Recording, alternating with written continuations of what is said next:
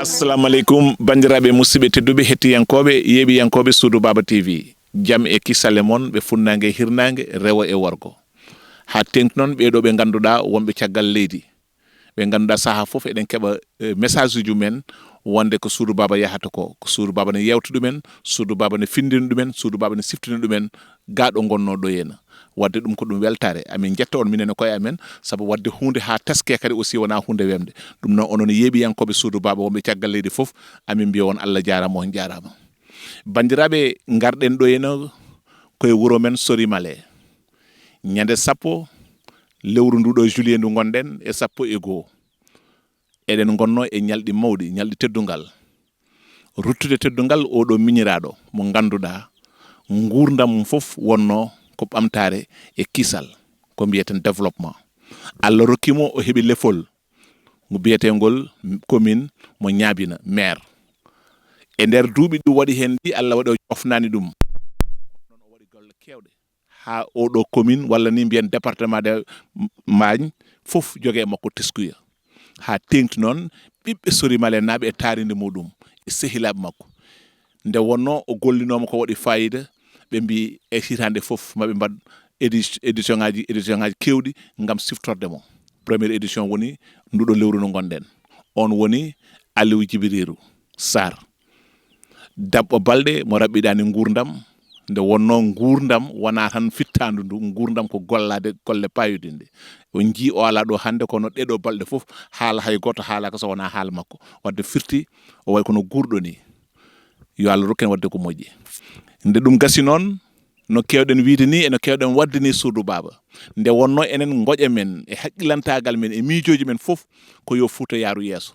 te eɗen keeɓi haqiqa nawgol Fouta yeeso ko toppitade ɗeɗo gueɗe tati ndema awo gaynaka ɗeɗo gueɗe tati so Allah wurni en ɗi guuri e nder Fouta tan en certi e basal ɗum waɗi noon en mbawa nadde Fouta taw en jottidiran e ɓeɗon oɗo miñiraɗo mo joddiɗen ko cukalel tokosel o jangi o heeɓi bac makko o heeɓi kadi hay licence makko ma en gar hen no tubankagal heewayi yawde funtude ni omo wawno miijade yaade caggal leydi no sukaɓe foof jaari ni on wawno miijade wadla ni heddade e lamorgo ngo nokshot o yiilo liggueyaji goɗɗi kono o wi kanko vision makko ko ndema o yiɗi artirde gandal makko koye ndema o yeehi o janggoyi fannu ndema holko woni leydi holno leydi hutorte holko leydi nafata holno mbatta ha leydi ndi nafma o jogui hen humpito mawɗo o fuɗɗi wadde hen golle omo waɗa projet ji mawɗi o ari ɗo noon o adda ɗo won gadduɗomo e oɗo projet mawɗo mo jiiɗen ji e nder image uji ɗi oɗo projet mawɗo o ari ɗo henna kanko gérata ɗum wonko golloto hen ɗum waɗi noon garɗen bismademo ko miñiraɗo maw haal holto no wiyete holto o jeeya so gasi kadi jewten e holko woni ndema mbete bandiraɓe ene naftoro monsieur Diaw min calmina bandiraɓe mi salminima surtout mi salmini Suudu Baba TV kadi ko mbatton ko c'est à féliciter pourquoi mi wiya c'est à féliciter parce que mbiɗa wiya kono guiri caggal guiri hen ko woni yitere woni caggal yitere neɗɗo hol nokku to suuɗoyro taw goɗɗo en eji ɗum en yiɗi yiide ɗum ronka mais par votre canal onon jiinon ɗum ko foti yiide ko donc garten e l'essentiel je m'appelle Mamoudou Ali Djibi Diaw je suis né de Bogué mi heeɓi bakam en 2009 2010 kemmi bakam caggal bac noon ko jiita ko mbiɗa ko ndema ko yidde ko passion avant même le bac ndewannomi ko caggal tayriraɓe guila e paale guila e jardin ngaji mumen e nder jawti mumen honko loowe yam ndi ɗon lowti ha joni nane yam ko ɗum hedde yam ko ɗum kadi guurmi au sens propre du terme. Derrière le bac j'ai fait la géographie et nder géographie j'ai fait ce qu'on appelle la géo-agraire noon abbirima kadi e ndema au sens propre du terme. J'étais passionné nder hen mi yi yimɓe y a plusieurs jeunes anni mumen ko yaade mais j'ai dit non parce que je suis en relève. Pourquoi je suis en relève? J'ai dit janggo so jinnaɓe ngala hol heddoroɓe mais écoute surtout ma ɗo mbiɗa noɗo kadi surtout ma rewde laade ne yaha ene maya. Ok, ça c'est très important. Don bien ko majjer nder human binnago. C'est l'inconscience dans le silence. Neɗɗo wawa oppude kañƴe ene yilyo halis. Goppa kañƴe aɗa yilyo halis. Ko joguiɗen ɗo ko kañƴe. Mi yi des amis jeeyi Espagne, ɗanniri Espagne. Ala ko nawi ɗumen sona liggiya sona ndema. Ala ɗum kam ko human binnagal diwta ɗon. Ton ka liggat human binnagal mais kadi wasa jogade moyen aji hein monsieur Diaw. Je dis non, moyen c'est-à-dire que wasde jogade feere wasde jogade humpitu. Min mi ala moyen de mes préférences. Derrière le bac, j'avais rien. Je n'ai rien. Mais ko ambition yam ngurimi ko ambition yam jidmi. Ngemmi dum. J'ai suivi ce chemin. Allah addi kam to ngonmi hande do. Kalko mbawɗa yidde yo wone gonga ma. Kalko jidɗa ha wonane gonga ma yirata lawol ma. Ɗum ko mi wima non. Neɗɗo funto hoore mum. Holko joguiɗen en jogui on potentiel. Potentiel o non, il faut le développer ce potentiel qu'on a. Le potentiel c'est nos terres. Enen jogui jam, enen jogui jam, enen jogui leydi. Enen jogui nangue. Le delta, do wité le delta Takomaye de Rosso, do fof c'est le delta. D'après les études de Banque mondiale, nos terres, en famille, ce sont les 5% gananda hoorema le plus fertile dans le monde. Donc d'après les études de Banque mondiale. Ah oui? Ah oui. Ça c'est moi qui te le dis. En toute franchise. Oɗo projet non addi kam ɗo ko mbimami ko caggal yidde caggal gaynude nde gaynumi. Encore avant ça non mi gagninima lauréat à Bogué marathon entrepreneur créé no ɗum ko Aissata Lam kanko créé APIM guichet unique kanko créé APIM agence des investissements en Mauritanie kanko kadi créé ce qu'on appelle le jeune chambre de commerce kanko Aissata Lam kanko Aissata Lam o waɗino marathon à l'intérieur, au niveau de Bogué, au niveau de Kahidi. Au niveau de Bogué, c'est moi qui étais le premier. D'après mon idée de start-up. Idée de start-up, ça n'est une idée de start-up, c'est une idée de projet. 8 start-up. Mon idée s'appelait CIDG, Semence Industrie Chondinguindi. C'est une chaîne de valeur. Quand on a pris une idée, qu'on jidmi ko ngurimi ko gonga. Kuɗɗa yide nafoore ndene ara par ce que nder hen ko yidde tan ko yidde wonno. mais à partir de Aissata Lam o ɗon ko mbaɗi ko puɗɗon liggodade ko hunde fuɗɗi feñje par ce que hunde fuɗɗi feñje holton mbaɗa concours mbaɗa kawgel jalta hen premier weɓani kadi j'ai gagné tellement de l'expérience, j'étais formé par des experts dans le domaine hokki quand même des contacts tels que nationaux tels que internationaux. Aujourd'hui, je travaille avec des cabinets burkinabés, des cabinets internationaux. Ah oui? Ah oui, c'est moi qui te le dis. D'après cette étude, mon cabinet international de Burkinabé. On a fait le problème des terres, le problème de la terre était compacte. Mais il y a une feuille de route qui a été mise en place déjà. Tu vois? Donc, ko wiide men tan ko enen e nder men fof nan e nder men. Sen jiɗi tan e gonat, sen jiɗi kadi en développat nokkuji men. Mais arte grand o kanko saabi grand ngalam ɗo woni Alsan Sarr. Ah d'accord. Hono makko weɓani, je vais le dire en haute voix. Hono makko weɓani. Pourquoi hono makko weɓani? Parce que hande au créé le projet, il a mis plus de 25 millions dedans, wala 30 plus, de plus même. Aïe, ça sont des panneaux de solaire, de forage, de châteaux. Tu vois, un investissement colossal pour Holdum, pour Habadi Basal, pour Habadi Sommage. Il a pris des jeunes qu'il paye chaque mois. Moi, actuellement, je suis salarié dedans. Ɗum ɗo joni en yontaɓe four so mbaɗino no waɗi ni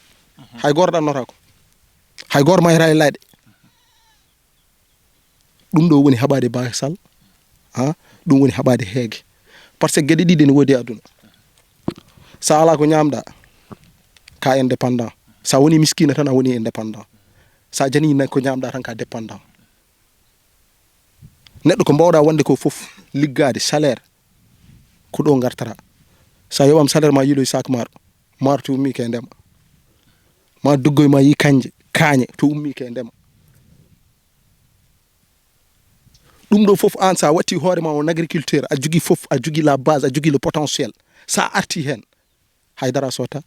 tu vas rien payer. Donc no mbirumi nani ko majjere nder human binnago neɗɗo noon so wimjinama wimi tan hankkadi seli lawol mum. Mais monsieur Diaw, surtout ɗo joni ɗo kalta ɗo e nder haala ma joni mbiɗa on mbaɗi étude nde ɗo baɗo ngesa walla leydi gondiɗo ene ndi hande oɗo projet gonaɗo hen noon mais won jeeɓowo en ene sikka mataw ndema ko ya dañ clôture maɗa tan aɗa jogui leydi ma pinañi ndema hen walla daña machine ma pompe mbete wadde leydi wonko namdi to batte gandal kuccitene caméra o sa leydi won gandal ngal namdi hadema hol gandal ngal leydi namdi hande ya ce qu'on appelle mame gandal leydi honko namdi ko heewi leydi actuellement il y a des engrais qu'on appelle les phosphates nando on est engrais qui ont des effets secondaires mais je préfère les engrais bio enen jogui des engrais bio ko nande dorde sa yi nana ko dorde nana ndiɗo leydi ete ko ce qu'on appelle compact paaɓi nano ŋooka eyo ko compact ndi ko hollalde nde kolato kadi ko ɗum moɗori ndiyam leydi ndi par ce que nder ɗo waɗi ko peeci ndi harata ndiyam parfois par ce que leydi so woni compact watte ko waɗat ko peeci nder so waɗi peeci nder ɗum waɗi c'est très important quand tu saɗa remtodi parfois il y a un système no min mbaɗirata e dorde nde ma woni a waɗi dorde nde hen ndemtirɗaɗo e dorde nde mbaɗa jiiɓodiro e mumen ni kañum e dorde nde ça ce sont des choses qui très important e nder men pour l'engrais bio enen en kewi wadde des engrais phosphate mais mbatten haqqillaji mon e engrais bio il y a d'autres engrais bio il y a tel que le système compost nan ɗon woni sofnude kuudi nayyi en nanga cofna ha ñola tout ça sont des systèmes compost woni ɗon ɗum c'est très important ne moƴƴi e leydi c'est très important donc ko ɗum kadi mbiyatmi yimɓeɓe yoɓe gartu et l'engrais bio ce sont des choses efficaces pour e diwanuji men kadi ɓuuri hewde hay cellal sa ɗewi kadi ñabbuli hewde hande ko mbimami nane e nos engrais moɓe gaddari ɗi des engrais exploités wadde des engrais qui ont connu des réactions chimiques ɗiɗon engrais ji gandanɗa hoorema y a tellement des effets secondaires dedans ce n'est pas ay produit ma ça remini ɗum natti wonde naturel ce n'est pas quelque chose qui est de naturel te bio ko hunde ɓurde webde par ce que eɗen jogui nayyi men eɗen jogui fof no wonde meɗen c'est là où j'appelle l'agriculture associée à l'élevage l'agriculture a toujours été associée par l'élevage ça ce sont des choses qui très important ko humpitumo mawɓe men joguino nden ko ɗum kadi mbaɗatno application don ene moƴƴi noon garten kadi e finatawa men c'est très important wadde somi faami joni e nder guesa ba mi yi gaynako ne woni e nder guesa ba ha cikkumi ni gaynako koko naati ne bonna walla gueɗe ba noon mbiɗon kam ko hen jeeya wadde firti ko jawdi orata e guesa ba non seulement nana wuuri e guesa ba kono kadi wonko ndi rokkata kadi guesa ba ça c'est très no mbirumami nane ne natɗen nde a yi baali c'est monsieur Sarr soodi ɗum so baali joni ladde natti wadde jamde joni kanko o anani par ce que omo jogui jamde nder guesa makko jamde nde e guesa makko joni kamɓe baali ɗi so naati e nder guesa ba ene oppa dorde ene oppa hay mo mbiyatma c'est à dire ko sofat ko liquide o si c'est l'engrais qui est dedans c'est très important donc l'agriculture non mbimam est toujours associée à l'élevage agriculture et l'élevage ko kañum jadata ko funeɓe ko yaadiɓe ndema e gaynaka ko funeɓe ko yaadiɓe ça c'est très important ce sont des choses qui sont très importantes kadi yimɓeɓe yo mbattu hen haqqillaji par ce que en mbawa jande ko ɓuuri ndema kadi ko ɗum jeeyimɗen ko ɗum woni jeeyi men kadi ko woni jeeyima humpiru jogon ɗum humpiru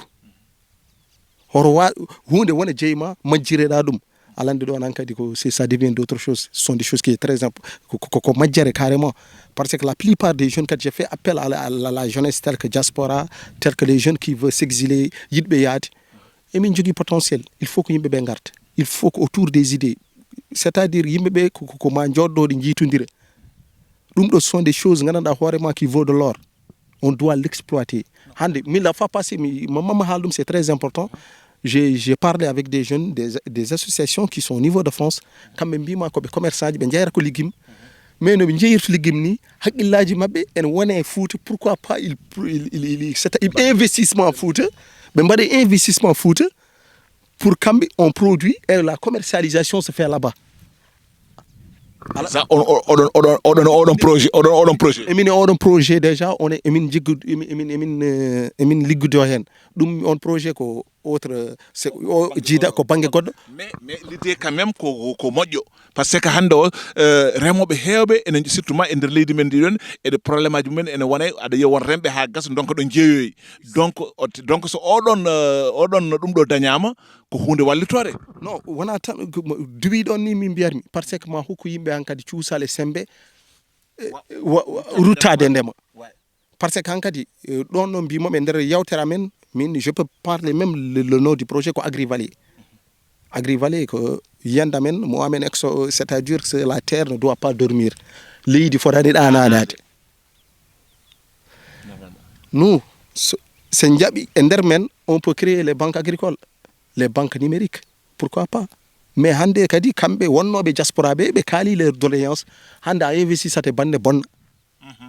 hewɓe mbima d'après mes compréhensions nder fedde nde e min kalde min jawra ɓe mbima hokkat frère ma walla jaltina des millions et ça c'est vrai et puis c'est vrai minen noon on est en train de changer cette donne on doit d'abord rassurer l'investisseur comment rassurer l'investisseur tout va passer par les notaires tu vois quelque chose qui doit lui certifier so waɗi tawa sentiment ala hen enen jiitanira men jiiri yummiraɓe men jiiri ala hen sa bonni tan ko rewnete ko laamu ɗum ko seedantagal to notaire seedantagal ko to fof on doit travailler comme ça parce que ligguey donc surtout il faut que mentalité ɗi jettoɗon il faut hankadi haqqillaji jetto e par ce que haalis kalden gonga jawdi bonnetaki hande sa ala ranka suguñi bande il faut comprendre ça kadi jawdi sa bonnani ma jan hen ko jiɗɗa ko ano a ala liggey ton frère ɗannima walla c'est un bailleur de fonds o waɗema haalis il t'a créé de l'emploi il t'a donné la chance an kay moƴƴin sa moƴƴini tan a woni ko ɗon ce sont des choses qui sont très importants e nder rendo men kadi mbeɗa yetto par ce que wadde ɗiɗo genre émotion ngaji ko guiri caggal guiri ko famde alan neɗɗo ene futtini guiri sika faami hunde taw famani tu sais monsieur Diaw ay ko kalɗa ko tellement ene woni important kadi ko phénomène mo ganduɗa hande barɗo men et puis ɓuuri tardinɗo en hande e nder gurdam meɗen ko kalɗa ɗo ene ko min mi yi gueɗe baaɗe noon mi yi ɓe ganduɗa ko ƴefti ko jawɗele mum des millions mbaɗi ɗum e leydi mais géroɓeɓe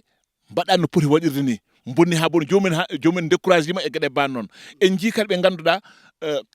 nan caggal leydi guitta kalis pawa ɗum e junggo frère ma yo ma hane nokshot walla e gueɗe ban noon a faami ene holluma sañce subaka fof ine filman ma e ɗum ɗo ma garta tawa hay tuufere tawa fawaka hen ɗum fof yiyaka hen donc c'est des choses ɗi ganduɗa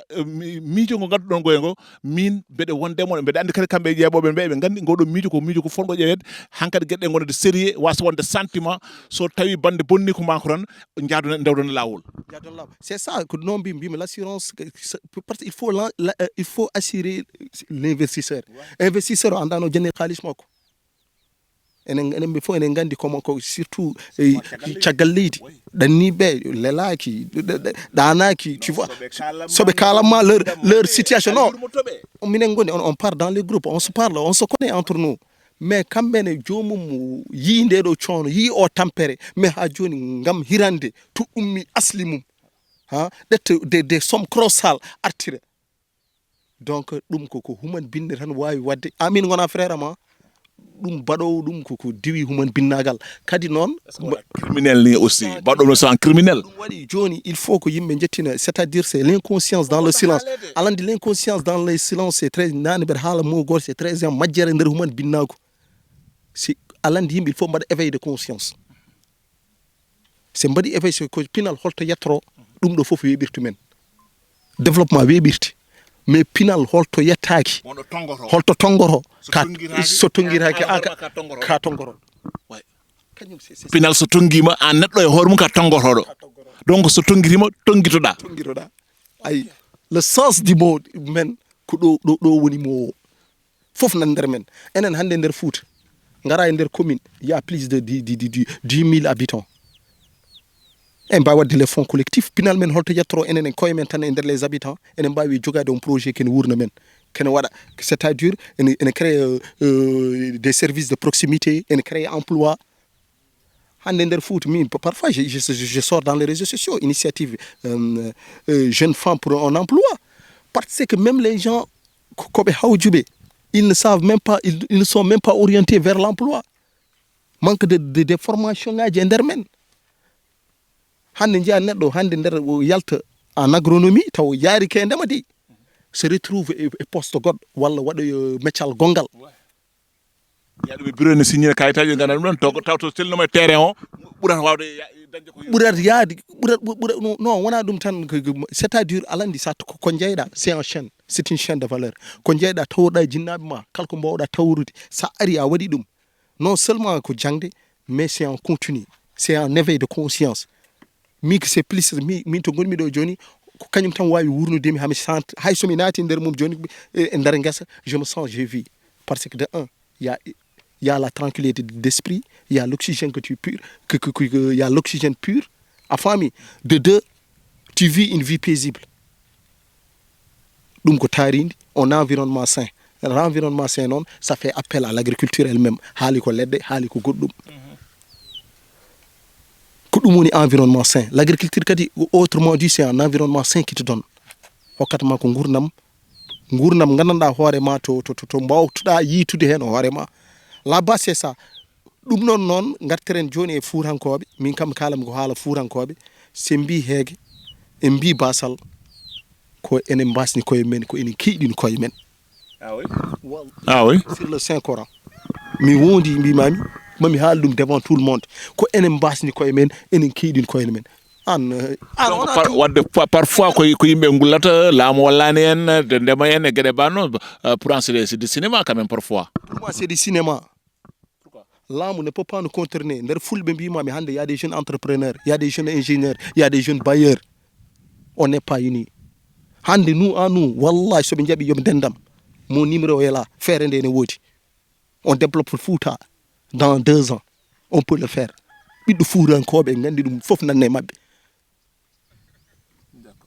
Tout est en nous. Les ingénieurs, les techniciens, les bailleurs de fonds, les avocats. Les profs ala jogi mais jogi bi ɗum ko so mbasi yo de ko yumen merci bandiraɓe musidɓe tedduɓe hettiyankoɓe yeeɓiyankoɓe Suudu Baba TV émission men nana woɗɗoya vraiment le jeune là ko yaltinta ɗo henne ko miijoji ɗi yaltinɗo ɗi ko miijoji ɗi ganduɗa hoorema baɗɗi fayida kadi hono ɓeɗo cohluɗen mbeɗa sikki hande émission won yeeɓoɓe ɗum ma gandu tigui wonko wona e dow muɗon mais mbeɗa jino garten tigui e ndema ka seeɗa wonɗo birtiɗen makka en makka c'est à dire que makka o way kono caliɗo mawnude ni et bon wonko mbaɗɗa hen expliqué ni mais pourquoi oɗon probléme mbiɗa kam ene wona leydi ndi ok c'est bon parfois ne wona leydi parfois ne wona sémence uji emin jogui ɗo 2 types de sémence en woodi makka fuuro holko woni sémence nga awdi en woodi noon awdi joni o créate c'est à dire so awdi o ɓe mbaɗat hen ko des produits so waɗi noon des produits parfois aɗa hawre des sémences qui ne sont pas des bonnes sémences jillandi eyo aɗa was aɗa hawra hen taw ke sémence on woni ara kadi tawa kadi wona awdi ndi woni ke leydi ndi par ce que leydi parfois quand il manque des matières organiques sa nani leydi manquera matière organique c'est que la terre n'est pas fertile il faut la fertiliser donc ɗon no mbimami on fait de recours à des systèmes bio min gadda dorde min jilla ɗum hen avant que min mbaɗa ɗum élaborer min jilla ɗum hen donc ça répond un peu aux critères hokkirta ɗum la fertilisation du sol mais no wiyatno monsieur Diaw parfois eɗen gartane ko sukaɓe men surtout ma en mbaɗo Alassane Woude Sarr jooɗo wiya non mawɓe nden pinano ƴewde awdi ndi kalɗa ɗo ndi nden mawɓe ɓe ɗo mbiyata gatamare suuɓe awdi suɓane gatamare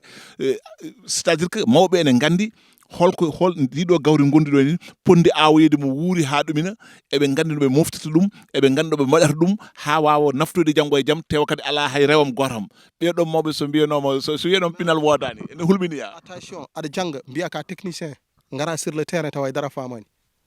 mi par exemple mi ara sur le terrain mi tawi ɗo Abde en mi tawi ɗo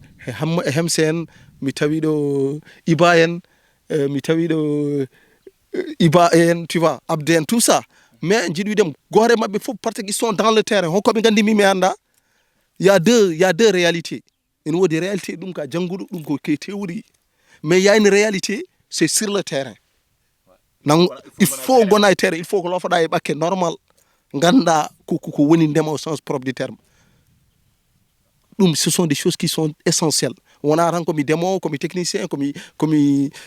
janggi ndema mi gayni mbeɗen caggal foyi ce n'est pas non ça n'a rien à voir terrain sa tellaki ala ko mbawɗa firtude ala ko mbawɗa firtude hen aɗa juppo e terrain par rapport ko jannguɗa ko hokkatma ko réalité goɗɗo ce sont d'autres réalités hokkatma donc c'est très important de ɗon mbiyatmami expérience way kon jangde sans expérience ni quand tu n'as pas l'expérience donc tu peux pas exercer ou bien tu peux pas répondre aux critères de ton poste ça sont des choses gandanɗa hoorema kadi yimɓeɓe yo mbattite hen haqqille merci mbeɗa sikki konngol men mbayni ko mbaynortoɗen ma en gar hen taw ko mbaynortoɗen a haali haala musidɗo o mawniraɗo o baɗɗo oɗo investissement baɗɗoɗen de vingtaine de millions pour yo ɗum yaha mais en tant que en technicien en tant kadi ɓe ganduɗa hande kamen liggoto e guesa ba beele on dokkimo confiance mo ganduɗa omo jogo yakare baɗo guesa ma wonko jibinanimo aɗa andi kadi aussi ɗum ne joyi neɗɗo o mbiyete guesa ba wonko fuɗɗi yaltinde ha aɗa yanana oɗo hande omono jogo hoolare ko waɗe guesa ba ko donc ma wonko jibinanimo walla ni fandare makko hay sinno wonno ko ittude heege e ɗomka e diwan o mbete waɗi sentir ko puɗɗon ko e guesa ba ha rokkamo hoolare kanko kalis makko mo waɗo o waɗani ɗumen ɗum ɗo ko arti fof c'est question ma ne waɗi fayida par ce que ko ardi fof ko mbiyatmi baɗɗo investissement baɗo ni neɗɗo baɗɗo investissement baɗo ni minen e koyamen liggotoɓe haadi ko minen joɓete ha joni ke investissement woni pourquoi mbiɗa wi ha joni ka investissement woni par ce que mi mbimami je suis un salarié donc yimɓe mo ligguntuɓe ɓen e koye mumen ene gandi hankkadi ko ɗo guuri minen ko ɗo min guuri ko ɗo min dañata ɗum waɗi amen on fait ha guesa ba watta ni yobde on ha jomum ha guesa ba watta yobde amen taw wona e poche jomum alhamdulillah on a passé par exemple dernière semence semaine min mbaɗi ɗo semence dene on a récolté plus de 6 tonnes alhamdulillah on ko yeeya Nouakchott wuro ngo weltima ko sartaji jiira ene gari ɗo somade dene te mi nani dene ɗe ko encore wonno concurrent e marocain ji adduɓe nde jaami Nouakchott j'étais le seul concurrent min goto woni concurrent ɗew Nouakchott foof ko marocain jeeyata dene nde naari marché to sosim ko min goto woni joguiɗo dene Fouta ene yiya dene Mauritanie naɓe ɗew ɗum ɗo joni c'est un complexe c'est à dire nous on dépend enen jogui leydi on dépend des marocains ce probléme waɗi te leydi joguiɗen ndi marocain ji ngala ɗum ɓe ngala ɗum ga kamɓe koye kaaje ni parfois ɓe ndeɓa c'est ça c'est à dire c'est la détermination et être passionné ay deux choses ene woodi aduna aɗa wawi jogade haalis aɗa wawi jogade foof mais quand tu n'es pas déterminé a wonani passionné tu peux rien aboutir e mbimami ko nani ko la base ko finande ko gonɗa e dow mum ko ay sa fini janggo a andi ɗum ɗo ko hokkatma garten nani guiri caggal guiri c'est très important ay sa fini andi janggo ɗum ɗo ko hokkatma e ɗaniɗo anda janggo to weetata wona gotum ɗum ce sont des choses qui sont très importantes dans la vie rendement mi puɗɗi yiide ɗum ɗo jon ko melon ɗum ɗo ko marocain ji gaddat walla les Sénégal par rapport aux pays voisins gaddatno ɗum ɗo remaka e nder Fouta addu paaka sek ɗo e Sorimale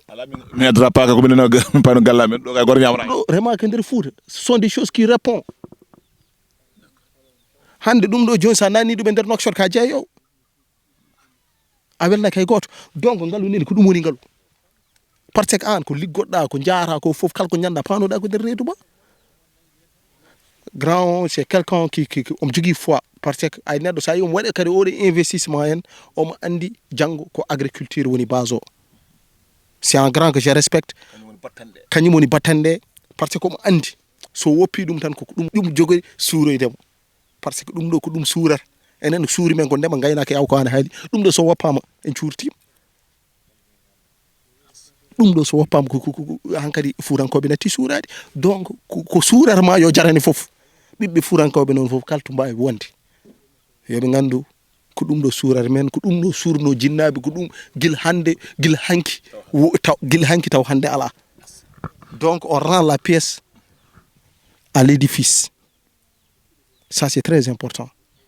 donc neɗɗo fof jogui mission mum neɗɗo e nder rendement en tawi hanki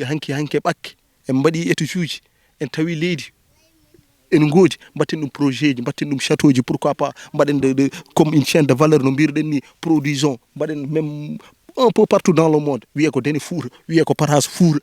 ha États-Unis ça peut être waɗa logoji men c'est ça qui est notre vision ko ɗon woni hare hokka e aduna o dañal e aduna o mais ko kalɗa ko c'est grave vraiment ko hunde fonde wattata haqqille ko ɗum woni base jangge e jaam an des produits de consolation des produits conservés a ñamata ɗum to ɓe guuri ke produit conservé ɓe ganda des produits qui sont connus di kamɓe tubkoɓe kono la génétique ko ɗum kamɓe tubkoɓe kamɓe hande wonɓe ɗanniɓe mais saɗa ñama an ko ndemeɗa ko ɓiɗɗo Fouta andi a faami demain ene waɗe exportation en nawe France an tu paye ça alandi hande sa nawi dende Fouta e nder France Foutangue sodata ko dende Fouta nde dende Fouta ɓuuri jogade valeur ke France Foutangue gonɗo nder France kanko ɓuurata hokkade dende Fouta valeur e an gonɗo ga hen o ce sont des choses qui sont très importantes. Monsieur Diaw yewtere men vraiment en mbawano ko sinno ko sago continue ha ɗumin ɗo en kono noon ko lawol haɗani gotol mbeɗa andi kadi min pottema nokkuji goɗɗi ma en kadi ɗum ɗon ko adi foof konngol maɗa mbaynigu e holno kadi jiruɗa vraiment mission Soudou Baba waɗata par rapport e gueɗe baɗe ni e hol message mo dokkata bandiraɓe par rapport e ko wuura ko e ndema ka gonɗa e dow mum ka aussi ko wayno Soudou Baba en kadi ko visibilité mo gaddanta gueɗe baɗe ni kadi hol yandema hen est ce que Soudou Baba woni bonne voie Soudou Baba dépassé wonde dans une bonne voie Soudou Baba c'est une identification en soi yito hoore ma nder hoore ma neɗɗo majjire hoore mum yito hoore mum nder Soudou Baba ah oui hol majjiraɓe hoore mum nder oɗo émission ma yituɓe hoore mum e nder Soudou Baba kaɗo haala ma wooda mo nangi ma wooda mo findini ma wooda mo mimi jogiiɗo kay gilngu ɓernde gilngu ɓernge wonande mo ka Foutanke par ce que ko ɗaɗi Fouta haalte ko développement Fouta haalte mo addi ɗum toon mo sari ɗum Soudou Baba kadi mbeɗa wiya yimɓeɓe kadi onon vous êtes des gens potɓe wallede potɓe financede ça ce sont des choses qui sont très importantes onon e koye mumen ɗiɗo jar onon poti wallede onon poti il y a un matériel qui devrait être en place amin cohli ɗum de amin cohli ɗum de karni en tant que Soudou Baba juppo e kar a yimini kar o a yiyan debbo gono furɗi hen rogue non mbim non ay c'est à dire que ça m'a dépassé non hakkude ma la yimo amin mbayno on ɗo ɗo bayde o kadi poussiére o fi mon ɗew ɗo ɗayi ɗew gummuɗon des kilomètres yimɓe ganda no gartuɗon ce sont des choses min wallahi mi jogui hande sinno min j'avais des moyens comme cadre oui je le jure je vais mettre quelque chose ko noon yimɓeɓe ko noon kirintu sen jii ko développement men gofo yo waɗe hen junggo mum c'est très important mbeɗa ñaagui Allah kala cadre to woni kala on bailleur de fonds kala to wawi wonde ɓeyɗo Soudou Baba ko il faut non mbeɗa ñaagui ballal quoi c'est affaire o ko noon ɗon jinmi haalde kadi c'est très important par rapport e ndema Fuutankoɓe yo paam gueɗel gotel ittanto men yawade ko ndema mami haala moon ittata yawade ko ndema neɗɗo so ñamminanimo yawata koma wadde hay laamu wonno mbayata yawata ko laamu c'est ko ñammintuma ligguinma tan yawma laamu suusa joom haalis saɗa ñammina hoorema aɗa haari woƴma e laamu ɗum way daña tan ko ndema e ngawa ɗum janere tan ko ndema e ngawa ɗum yimɓeɓe yo paam ɗum so ɓooyi ni ko an e hoore ma ñammintu laamu wona wi ene valoriser les produits locaux mo haaldata les agriculteurs ceux qui produisent laamu e hoore mum wattata ko recours des agriculteurs rawatema kene dogga ene walluma an ya wurno population laamu woniri ɗo ko population so ñamani laamu jani probléme il faut yimɓe paama yimɓeɓe yo horoɗano les gens so enen ken heddiraɓe ɗoygol wallahi je te le jure mais Soudou Baba en tant que nanɗo mbeɗa hooli message uji ɗiɗo puɗɗiɗi yaltude ma yimɓe certe ɗoygol baraba ɗum noon bandiraɓe musidɓe tedduɓe hettiyankoɓe yeeɓiyankoɓe Soudou Baba TV en jetti vraiment notre frère Diaw gandal ngal nan ɗon cukagu ngu nan ɗon coftal ngal nan ɗon haqqilantagal ngal nan ɗon idéji moƴƴiɗi kadi nan ɗon hande un jeune no wima ni so huccitema komo haala ma wonko tine e ɓerde muɗum ma wonko yiye ɓerde muɗum omo wawno ɓornade paɗa makko o rewa micro ka ha ɗoɓe ndewi ɗo ah voilà aɗa wawno dañde visa jaaha donc foof oɗa Gulɗo Diaw. non boy weɗo wuli Diaw. non ɗum ko parcours am boy noon j'étais arabe ɓe jaafuɗo seede mission fof yonta fof saha fof e mission mum saha fof e mission fof e yonta mum min ko noon mbiyatmi waɗino saha komi rappeur gonnomi way noon ko noon caggal noon bac paami rapport joñumi ɗum ga j'ai un mission qui est très important ɗum ɗon mbimi neɗɗo yo feccu hoore mum e sahaji mum holto garata andu ɗum ɗo ko fijirmi haade fijirde holto garata andu haajuma holto garata ganda hol dongal mo dondiɗa mo poɗɗa yettinde neɗɗo ko noon ɗen pecce fecci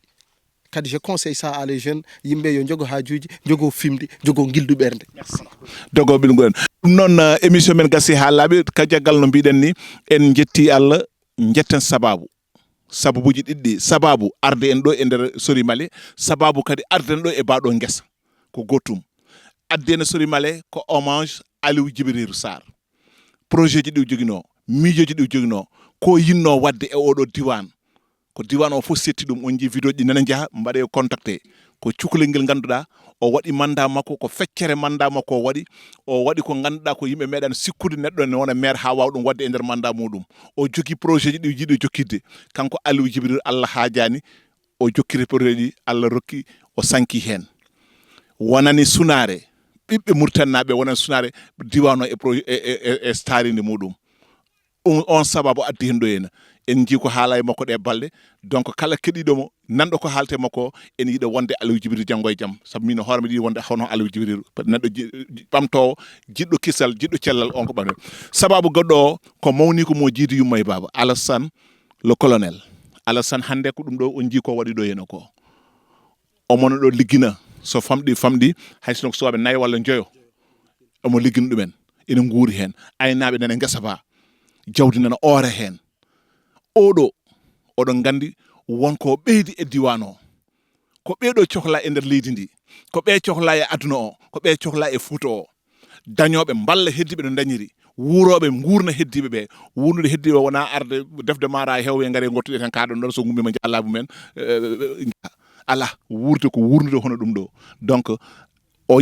komin mbaɗata ɗo ko noon komin waɗɓe tan ko welmina mbeɗa andi somin mbaynuma min mbiwa amin kaala halma ko jaɓata wona neɗɗo jiɗɗo haalede wona jiɗɗo ɗum ɗon kono enen kalda tan ko heddiɓe ɓe ha mbawa ñembude ko waɗata ko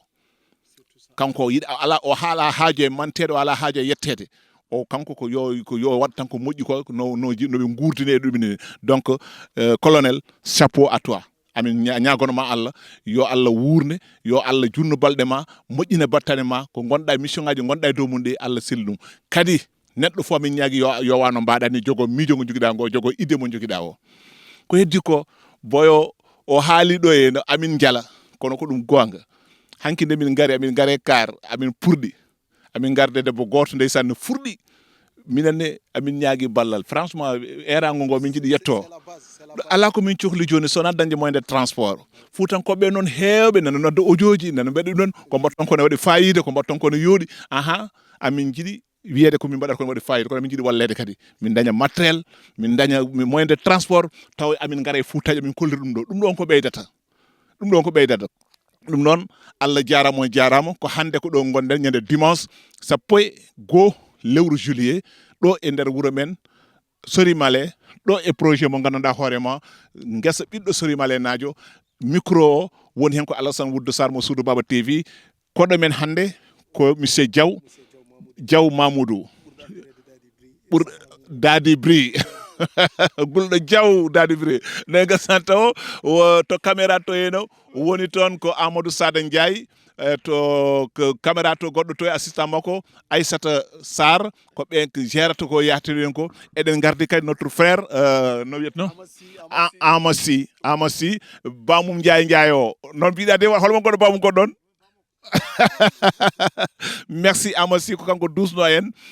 te kadi ganduɗo ko gasa ko haalta e gasa ba o omo andi ɗum no fewi mataw aɗa andi wona neɗɗo fof kadi suusi caméra o holli en gantu kono noon omo andi ko waɗete ɗo heno ko kalda kam ɓuuran en beltinima dendagal yeeɓiyankoɓe meɗen wonɓe e nder leydi hay caggal leydi en continue mission men eɗen mbiya yahoɓe wonɓe ɗo hen ɓe yooɓe gandu mission ko continue kala cohluɗo min amina leydi e diwan o taw amina Fouta o taw yo contact amen 46 40 07 13 kala jiɗɗo min jetto ɗum e bisimilla mum bandiraɓe musidɓe tedduɓe jaam e kissale moɗon monsieur Diaw Allah jarama jarama Sudu baba, sudu baba, sudu baba, sudu baba, sudu baba, sudu baba, sudu baba, sudu